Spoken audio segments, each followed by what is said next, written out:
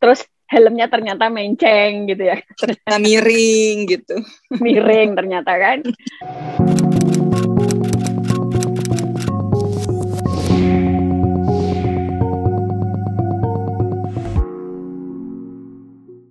Oke, silakan Bu.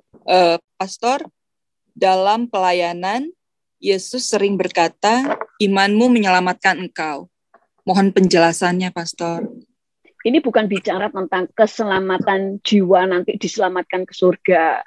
Tapi iman menyelamatkan kamu. Maksudnya begini, ya yang pertama, iman dia percaya kepada Yesus membuat dia selamat, ya kan? Tapi iman juga misalnya gini, dia sakit, kayak 10 orang kusta. Tuhan ngomong, kamu ke sana, pergi ke imam-imam untuk memperlihatkan diri. Orang yang percaya akan melakukan apa yang Tuhan katakan. Makanya imannya menyelamatkan dia dari sakit penyakitnya. Seperti hanya Petrus. Kalau dia percaya dia berjalan di atas air, sampai akhir imannya menyelamatkan dia. Tidak membuat dia tenggelam. Itu yang namanya iman menyelamatkan. Karena saat kita berdiri atas firman, sampai akhir, firman itu akan bekerja, memberikan pembelaan, mengerjakan bagiannya tepat seperti yang firman itu maksudkan. Oke, silakan Bu. Baik, pertanyaan selanjutnya. Pastor, bagaimana kita tahu selengkap senjata Allah kita terpasang dengan lengkap dan posisinya benar? Karena akan berbahaya jika saat peperangan ketinggalan salah satu saja. Terus helmnya ternyata menceng gitu ya. Ternyata miring gitu. Miring ternyata kan. Kalau di alam roh itu berbeda ya. Waktu kita berdoa di dalam nama Tuhan Yesus, aku memakai ketopong keselamatan, ya pasti ketopong keselamatan akan terpakai dengan sempurna. Enggak gini, ketopong keselamatan. Di dalam nama Yesus aku memakai dengan sangat tepat, tidak miring, tidak tidak ke belakang ya kan dan sebagainya. Jadi kalau di alam roh ya kita pakai selengkap senjata Allah dan sebagainya, ya itu akan terpasang dengan sempurna. Contoh waktu kita datang ke peperangan rohani. Sebelum perang ya kan, kita memakai selengkap senjata Allah. Di alam roh itu pasti terpakai. Tetapi di dalam kehidupan setelah peperangan, seringkali kita kemudian jatuh. Jatuhnya apa? Kan tadi aku memakai ketopong keselamatan, baju jira keadilan, di alam roh kan terjaga kan? Terlindung kan? Tetapi yang membuat semua pelindungan itu terbuka itu kan kalau ada celah di hati. Makanya banyak orang jatuh setelah perang. Contoh, setelah peperangan rohani, kemudian setelah selesai perang, kemudian tersinggung satu dengan yang lain. Salah paham. Itu kalau gitu baju jirahnya kemudian kemana? Baju jirahmu koyak. Makanya kenapa nggak cukup cuma aku memakai selengkap senjata Allah? Iya, pada waktu saudara perang, saudara lakukan itu, saudara terjaga. Tapi untuk saudara tetap terjaga, jaga hati, pakai baju jira keadilan dalam artian gini, jaga hatimu, tetap bersikap adil. Jangan gampang tersinggung. Ada orang itu gampang tersinggung. Dulu saya cerita di sini enggak? Yang tentang asumsi. Ada teman saya yang datang tiba-tiba marah-marah, ngumpulin orang membawa pasukan, marah. Karena merasa ditertawakan, padahal tidak ada yang mentertawakan dia. Semua karena asumsi. Kenapa kok suka asumsi? Karena terbiasa menghakimi orang dengan sekilas pandang, gak lihat fakta. Itu kebiasaan.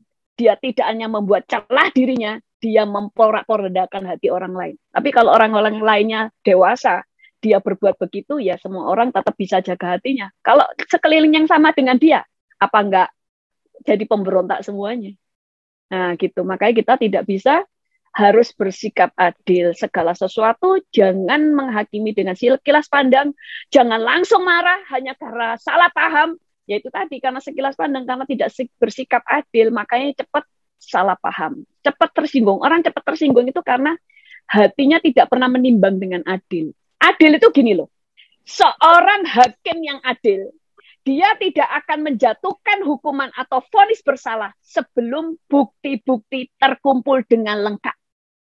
Makanya hakim yang adil, kalau bukti-bukti, misalnya nih, si A dianggap salah, Kalau si B yang nuntut ini salah, tidak bisa melengkapi bukti-bukti yang diminta hakim. Hakim tidak bisa mengadili. Tidak bisa langsung, ya udah orang itu ngomong salah, ya kelihatannya salah, ya sudah salah, nggak bisa. Walaupun hakim di dalam perasaannya nih, tahu nih ini salah, sebelum ada bukti, tetap nggak bisa. Itu namanya adil. Kita juga begitu. Nggak bisa langsung mengadili orang, benci orang hanya karena kata-kata orang.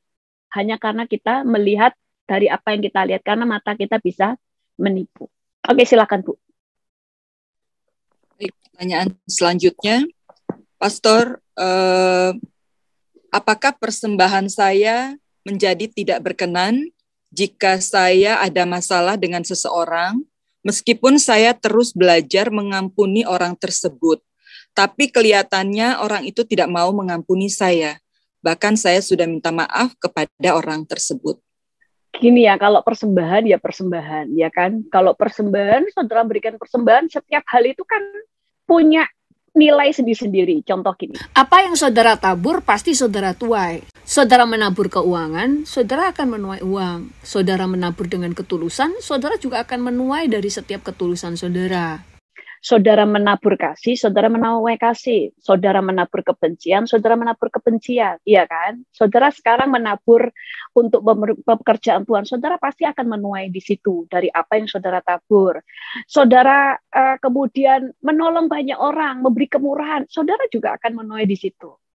Nah, kalau soal tentang tidak mengampuni, kayak tadi ya, kalau firman Tuhan katakan kamu akan memberikan penyembahan, membawa korban penyembahan, bicara tentang hidup ibadahmu, semuanya sia-sia kalau di sini itu semuanya sakit hati. Makanya melepas pengampunan. Kalau sudah minta maaf, orang lain tidak memaafkan, itu urusan dia dengan Tuhan. Tapi bagian kita, satu, sudah minta maafnya juga penuh kerendahan hati. Benar-benar minta maaf. Contoh, saya ngomong yang nggak benar tentang Bu Monik misalnya, iya kan?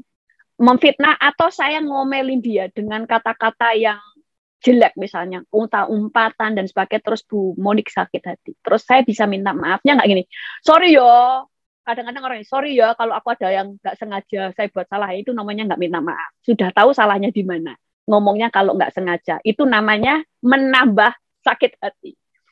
Saya harus ngomong sama Bu Monik, sorry Bu Monik ya, saya tadi ngomongnya kasar karena saya marah. Saya benar-benar minta maaf.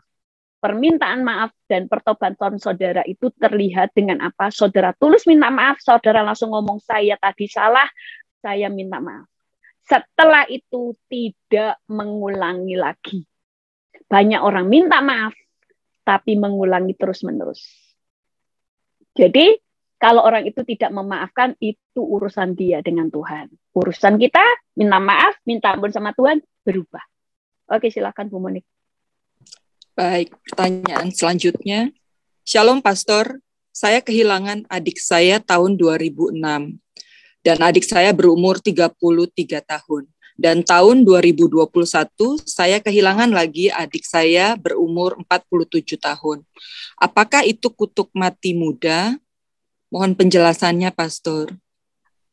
Ya dicari kalau ada yang kebetulan, ada kalau misalnya kita lihat kok semuanya meninggal, terus dari keturunan dari tante kita juga sama atau tak bukan tante ya, dari misalnya kita, terus kemudian dari keluarga ayah ibu kita, yaitu dari salah satu atau dari ayah atau dari ibu juga mati-mati muda juga, nah itu bisa berarti mungkin ada kutuk keturunan, makanya harus diputuskan dalam nama Yesus. Tapi semua itu bisa putus di dalam nama Yesus, saudara. Langsung diputusin di dalam nama Yesus. Jadi kutuk itu nggak ada. Gitu. Makanya kita itu beruntung kita bisa pakai nama Yesus. Nama Yesus sangat berkuasa menolong kita. Oke, silakan Bu. Pertanyaan selanjutnya, mau tanya Pastor, suatu hari saya mau pulang kampung dan sudah izin dengan pemimpin saya. Tapi pemimpin saya cerita ke anggota keluarga bahwa saya pulang tanpa izin. Jadi saya akhirnya merasa bahwa pemimpin saya kok berbohong. Menurut Pastor, apakah saya harus menyatakan perasaan saya langsung pada pemimpin saya? Boleh. Misalnya ngomong, loh saya kan sudah bilang kalau kemarin minta izin, kenapa kok Bapak atau Ibu mengatakan saya tidak minta izinkan itu berbohong. Daripada kita menyimpannya jadi sakit hati, ya lebih baik kita terang-terangan, kita berbicara baik-baik, bukan dengan marah-marah. Karena mungkin ada salah paham atau orang itu lupa kalau saudara itu sudah minta izin. Juga kita menyampaikan sesuatu itu untuk koreksi, supaya orang itu nantinya nggak berbohong lagi. Ya, kalau orangnya kemudian berbantah, jadi berdebat, kita diam. Tetap posisi dia pemimpin, kita harus tunduk. Tunduk dalam arti gini, sudah nggak usah berdebat, nggak usah ngelel. Kalau orang itu ngotot, tetap membenarkan dirinya, lepaskan pengampunan. Sudah, diam saja. Kalau tetap berbohong, ya itu urusan dia.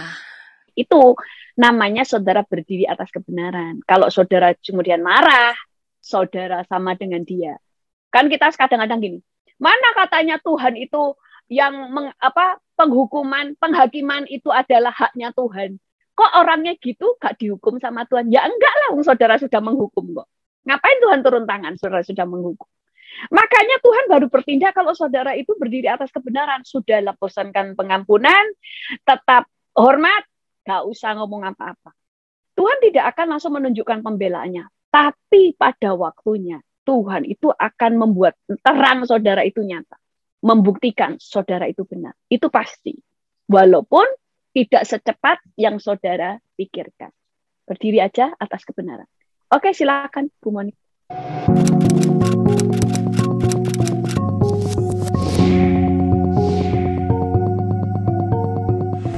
Jangan lupa subscribe.